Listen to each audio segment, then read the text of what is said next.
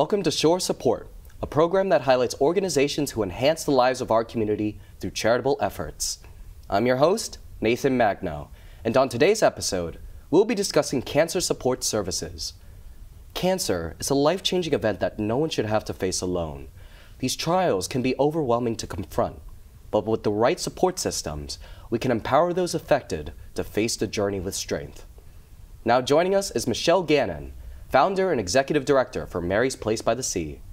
We're grateful to have you with us today, Michelle. Thank you, Nathan. It's nice to be here.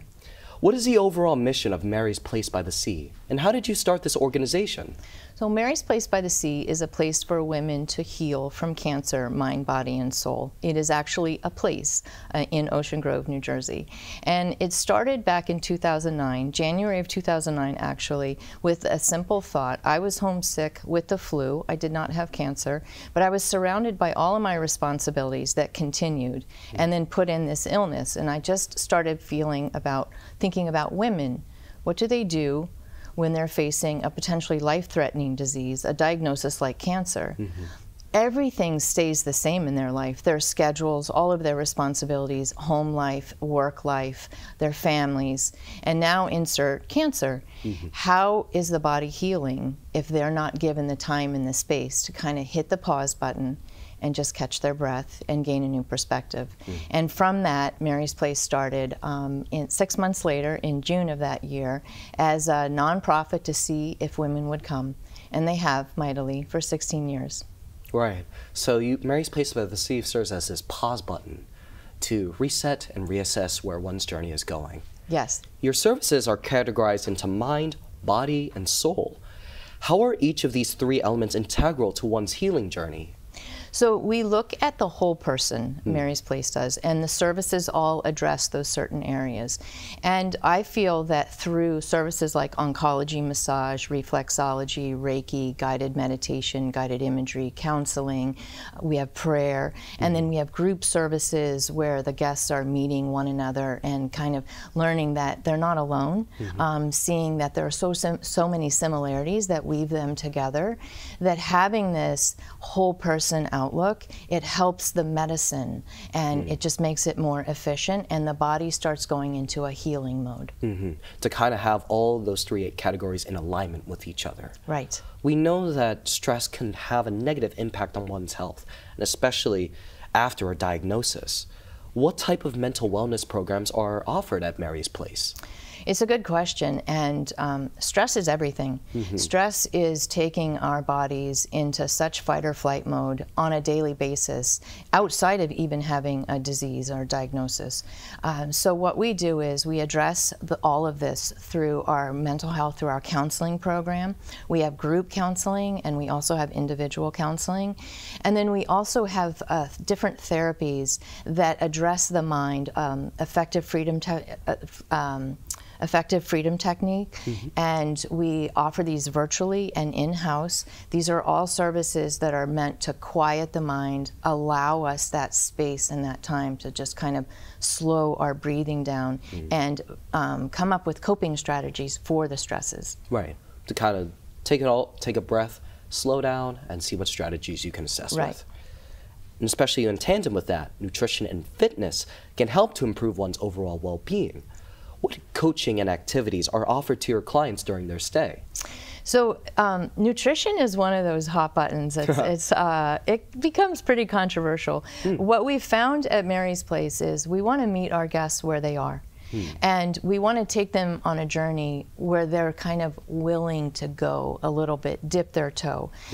Our retreats are 2 nights and 3 days. So it's not a raw food retreat for weeks or months on end where they can really make these changes. But we felt like we could make a little bit of an exposure. We serve plant-based food at Mary's Place. So we're showing our guests that they can eat anti-inflammatory way, and it actually can taste good. And we have a cookbook to support that as well. And then we coach them on making just little switches, kind of educating them, if they're open to it, of little switches that they can make in their life based on, finding like different types of sweeteners that are healthier, pushing some of the out and putting in some of the good, pushing out some of the things that are not so good, and bringing in some of the healthier items. And then also through physical, I feel like a lot of patients through cancer patients, they're numbing themselves and through a lot of different meds and just kind of a sedentary lifestyle. So what we're doing is exposing them to services like oncology massage, reflexology, Reiki, we have sound bath meditation, and these are all meant to physically kind of nourish the soul. You mentioned prior to that patients were numbing themselves with medication, and that these exercises are meant to help abstain from that? It's not that we're definitely not a medical facility. We're not, there to look at what they're taking medically. I mean, numbing themselves through just kind of shutting everything off, going into survival mode, not physically numbing themselves, but kind of mentally numbing themselves. We completely understand. Right. So through the services that we have at Mary's Place, it's a bit of an awakening, if you will, an awakening through mind, body, and soul, where it empowers women to say, oh, there are little things that I can do to start becoming an active participant in my treatment. That's how I like to look at it, is like, join yourself, bring yourself back into it and say, what can I do to kind of find this balance of supporting my medical doctors and my medical care team to help heal me through this disease, but also to start looking at the emotional stresses and everything that's happening around you, and to be able to educate your family to say, this is how you can support me, this is how you can help me. And I look at it as coming from a very soft place for women to land when they're in the throes of treatment. And especially because in mentioning of that awakening, traditional wellness programs typically only focus on mind and body, but you also have a component for the soul. What types of spiritual wellness activities do you also offer? So we have some great group activities like soul collage, expressive writing. We have watercolors, painting, art therapy, and we have prayer. So there's something for everyone, and we offer this all to them in their reservation inquiry, where they'll take a look at what interests me most. They check that off, and then we start to build a very individual retreat for them. So when they come, they're given their individual schedule, and this is all based on what they indicated they had interest in. And then it just takes them through each step and each session, and you watch this transformation happen. It's incredible. Right, and that transformation all takes place within 2 to 3 days. Right. Can you tell us more about your wellness retreats and explain that difference between the day and overnight services? Right, so we have 2 retreats that are 2 nights and 3 days a week. That's Tuesday through Thursday and Friday through Sunday. On Thursdays, we also tuck in a day retreat for the women who are living mostly in Monmouth and Ocean County. Used to be, also, but now we see women traveling from Philadelphia for the day, New York City for the day, and we pack in 6 hours what would normally take 2 to 3 days. When they're coming to us, they're having different sessions, their individual therapies, and then their group therapies, and then we give them breakfast and lunch, plant-based, as I had said. So we see them gathering around the table. That's when all the sharing starts happening. That's when the community starts building. And then our guests are seeing that we're not alone.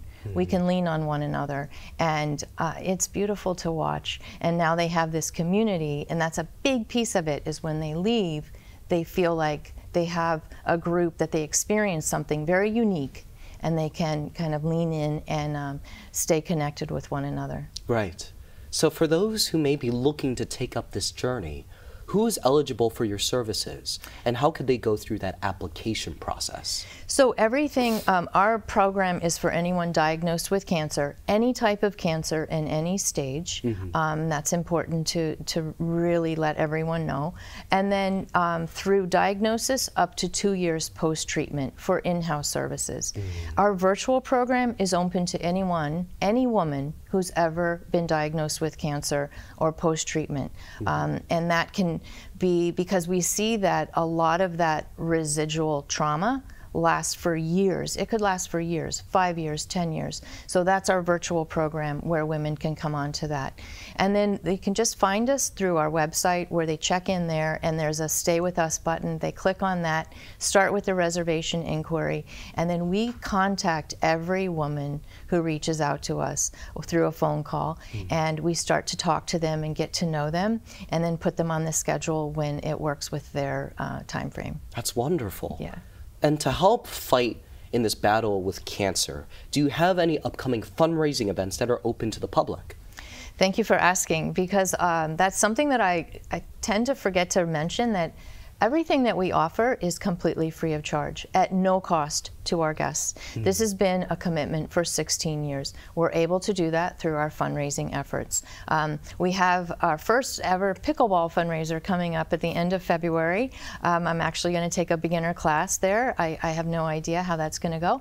But then we also have a golf outing through the year, a walkathon, and we are actually bringing all of our guests through in May together through a Soul Sisters gathering, where every guest who had ever taken part of in our mission can gather for one day, and we're just having a beautiful celebration so that we can celebrate all of the women and their families. That's awesome, with all that community building. Yes.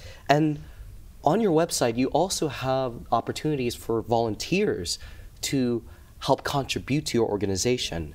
How would someone be able to apply?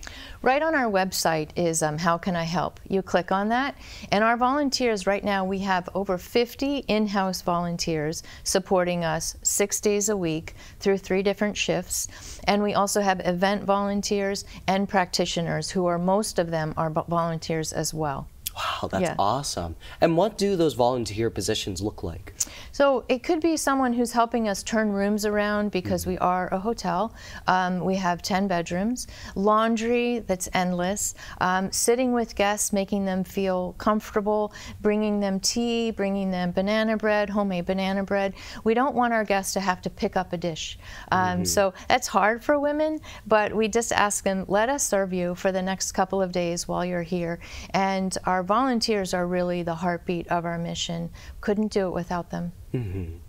And where can we find more information about your organization for those who may want to apply, or for all the services that you just discussed today? Right on our website, marysplacebythesea.org, and we're also very active on social media, on Instagram and Facebook. You can find us through there, and we have a small team of us working full-time, but our response time is very quick.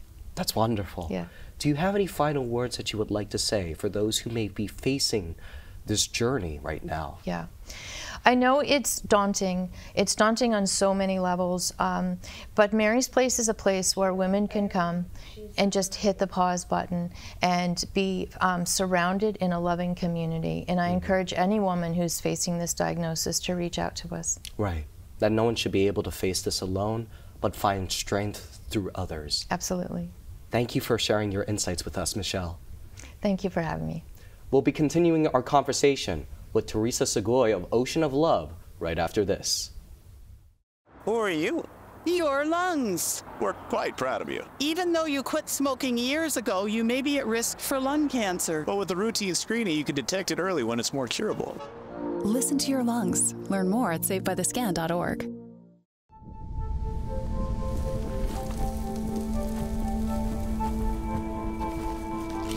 Eva Marie smoked 12,000 packs of cigarettes over 15 years. She quit, and now there's a new lung cancer screening that could save her life. You stopped smoking. Now start screening. No matter how much you smoked, early detection could save you. Talk to your doctor or learn more at savedbythescan.org. By the time you see the symptoms of lung cancer, it could be too late. Now there's a new scan that can detect lung cancer early. If you smoked, get scanned.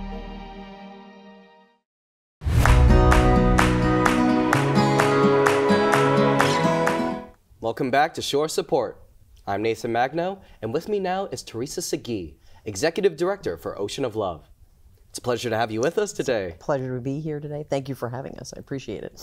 What is the overall mission of Ocean of Love? Ocean of Love is very simply, we are here to help children with cancer and their families. We help financially and emotionally. And again, it's just, everything is Ocean County based. We want to make sure that families get through treatment as best as possible, and we also want them to have some joys of childhood while they're going through everything. And that's really what Ocean of Love is about. That's awesome. Especially when a child ends up receiving diagnosis. A family should not have to worry about anything regarding with finances. Yeah. In what ways can your organization help support them? We have a variety of different things that we help with. The most important thing that we want to do, as you said, is kind of ease their burden throughout the entire journey, because it's not a simple, they're going to be on treatment for 1 month. It's a it's a lifelong diagnosis, and some of the treatments last from 6 months up to 4 years. We've had children been on treatment for 12 years. So the financial part of it is extremely important. One of the first things that we do with the family is we get them gas cards to make sure that they don't have that extra expense of taking them to and from treatment, especially parking in tolls, especially if you're going out of state. We want to make sure that that's not a problem, for them. We also want to make sure that food insecurity is never an issue, so we supply them with ShopRite cards. And we also help with household bills, and that could be, your oil bill, your air conditioning, whatever you need. We try to do repairs, make sure that they have a vehicle that can take the child to and from treatment. So car repairs are a part of what we do. Paying for maintenance, insurance on their cars, a variety of different things. And again, household could be anything, because there's necessities. We want to make sure that when they come home, they don't have to worry about whether the lights are on or the heat is running. We want to make sure that that is all taken care of for them. Right. And the same thing with food. The past couple of years, food insecurity has been a huge issue. So we want to make sure that they're not struggling to put food on the table. So that's also part of what we do. And then we do financially the fun stuff too, because there's holidays that come around and they don't have that extra money, so we always give them extra ShopRite for every holiday, and we obviously do different things depending on whatever holiday, whatever religion they are, and whatever they partake in. So we give them gifts that they have for obviously the holiday seasons, Christmas time, Hanukkah, Easter, Passover, those types of things as well. Because just because your child's on treatment, you have a whole family that still wants to celebrate those holidays, and we want to make sure that they're all included. So that's one of the things that we also do, is we want to make sure that the siblings are taken care of as well.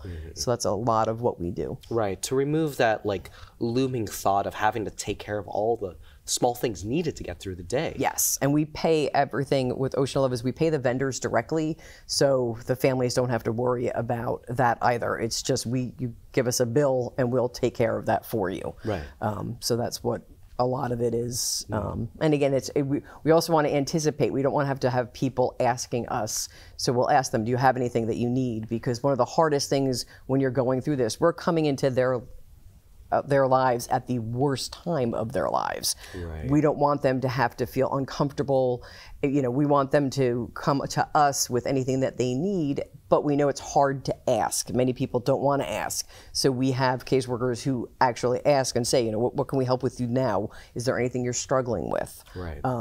Especially the food too, because that's people get, we don't want people struggling with that. So during the holidays, it's just, here it is, go get your extra food for whatever you need. Right. Especially, it puts a toll on the parents specifically. How important is family support in handling childhood with cancer?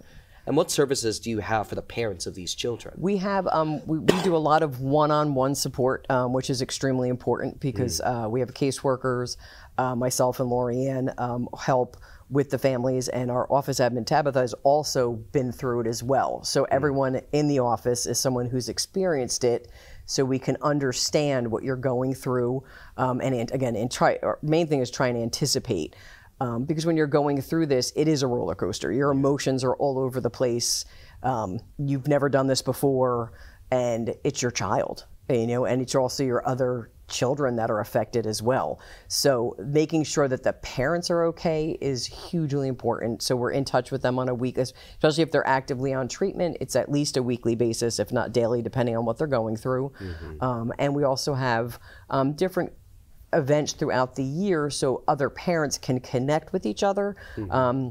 And we offer certain, families when they can, date nights to get them out. We have them come to date events that we have. Like we have an 80s night coming up, so we'll treat some of the families who are in a point to do that to actually go and have fun and and get out there and kind of take a breather during this time because they don't get to have that opportunity. We also try to again anticipate, especially if they have a sibling there, if they need anything at home. Thank God for online shopping because if they need something, we could ship it overnight to whatever they need at either house or anything, the house or the hospital, because it's the old saying, you have to take care of yourself first before you can take care of your child. So it's like and it's very hard because you're so focused on your family, you're the last on the list right now. Especially because it's like, you want those families to continue living a normal life despite such challenges. These kids still want your brother or sister still want to go to cheerleading or football or gymnastics. Like they have the world stops for that family, but you don't want it to stop for everybody. Like that child right then, everything changes for the whole dynamic of the family. Right. Mom or dad are with your sibling and not you. Sometimes it's just a single mom, so they have to find the family or friends to take care of the other children. And that is extremely important to find that, to have that village to help raise your child. It's hard because, especially if you're out of state and, it's not like the hospital's right down the street. It's at least an hour away, whatever hospital you're going to. So you have, your kids getting off the bus, who's meeting them, who's getting them home, who's feeding them. Those are all the worries that parents have. So we want to ease any burden that they could possibly come across. And again, a lot of that is just the financial, emotional. I think emotional is one of the things that is the most important. I know obviously financial issues, but emotional, that is all goes hand in hand. If I say to you, I've got that, don't worry, that you can breathe a sigh of relief. Like I've taken care of it, don't worry about it, focus on something else. So that's for what we those want who to may do. be looking for that sigh of relief, that pause button, who is eligible for these services? And what is that process to apply for that support? We don't have, ours is a little different. We're an organization where if you're diagnosed by your 21st birthday and younger, so it's birth to 21, you're qualified for our services. You have to be diagnosed while living in Ocean County. We are an Ocean County-based organization, and our referrals come from mostly social workers. The way our organization works is a HIPAA has to be signed for us to confirm your diagnosis. That's extremely important. And you can't just have like a friend call up and say, hey, this person needs services. We need that form filled out because we have to vet what's happening because that's very important for what we do. And we work very closely with all the social workers at the hospitals, and they keep us on track with, when their treatment is, what they need. We don't have an application, it's basically an intake. Where do you live? What siblings do you have? It's very simple. As long as your social worker says your child has cancer, you're part of Ocean of Love. And even the intake, most of the time the social worker fill it out, or another family member. That's fun. And then we speak with the families. A lot of times they're at the hospital, they're inpatient.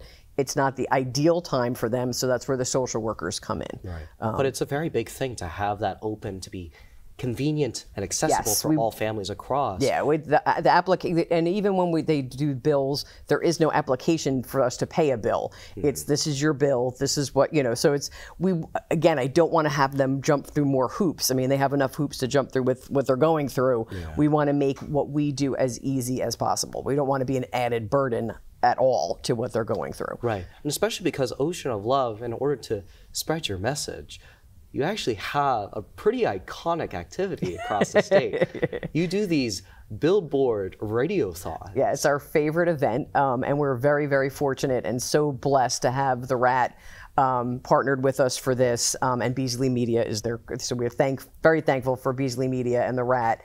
It's my favorite event of the year. It's actually a lot of our board members and myself and all our favorite event. Thankfully it's during September. This now that we're partnered with the RAT, it's during Childhood Cancer Awareness Month. It's a 4-day event. Gotts, who is a wonderful, amazing man, he's a radio personality from the RAT. I think basically everybody knows him, and he lives up on a billboard, and he stays there all week for the 4 days to raise money for Ocean of Love. And without this event, we honestly would not be able to do what we do, because not only do they raise the money for us, but it's also them spreading the awareness of what we do. It's a huge community event. Every year it gets bigger and better, and we just love that part of it. And if anyone's never been to it, I encourage you to come down and when we do it and see it, because I can't, like saying it and seeing it in person is amazing, because we have so many supporters that come out. The end night is all the emergency services of Toms River does a parade down Hooper Avenue with all their vehicles. They fill up the parking lot. They bring the final check, and it's just it brings tears to your eyes. I'm like, I don't want to cry now, but it's just it's that humanitarian stuff that is just like, it's your community coming out to help. And it's huge. It's that community building. It's that interconnection to let people know that we can help you.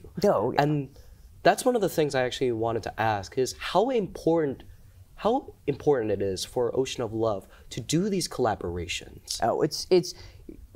I say all the time, nonprofits shouldn't be competing, they should be collaborating. And I'm very fortunate that we work with so many amazing people. And again, the shout out to all the emergency services of Toms River and all of Ocean County who always support us year after year. And we work with a lot of organizations, Modus Deuce, A Need We Feed, Just Believe, all organizations that are nonprofits, and we want to work together and make sure our community is taken care of. And it's so important because, again, we're here to help. That's what we do. And if we have something they need, or I have something, vice versa, they have something that we need, we are in constant communication. As a matter of fact, we were just talking this morning, texting this morning with Modus Deuce. So it's huge because we're here to help, and that's what they're here to help. So we want to make sure our community is being taken care of. So for our audience who wants to know how they can help support the community, where can they find more information if they either want to volunteer or make donations to help in this fight? Oceanoflove.org is your best spot for basic information. You are free to call me, email me. We are very open to having that conversation because we have a lot of events. The best thing you could do is attend our events, share our stuff on social media. Because we have a 80s night coming up in the end of February, and that's to celebrate people who have helped us. We truly appreciate the incredible work that you do. Thank you for being here with us, Teresa. A final big thank you for both of our guests and their benevolence in supporting those affected by cancer. For SOAR Support, I'm Nathan Magno, and thank you for watching.